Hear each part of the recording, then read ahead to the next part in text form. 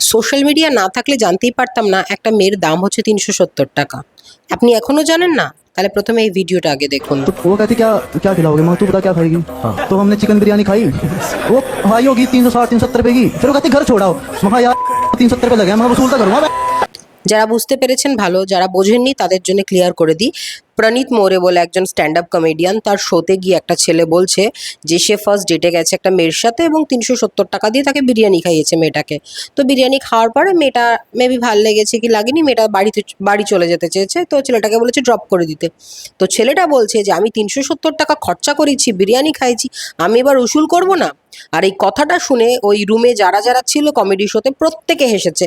তো একটা মেয়ের দাম হচ্ছে ৩৭০ টাকা, এটা নিয়ে যদি প্রতিবাদ করলে বলবে ফেমিনিস্ট। আর যারা বলে মেয়েদের পোশাক আশাকের জন্যে, মেয়েদের স্বভাবের জন্যে, মেয়েদের, তাদেরকে এই ভিডিওটা মুখে ছুঁড়ে মারা উচিত যে মেয়েদের ছেলেদের নোংরা মানসিকতার জন্য।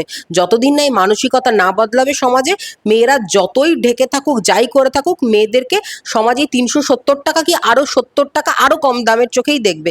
মেয়েদের এরা দাম ঠিক করে দেবে।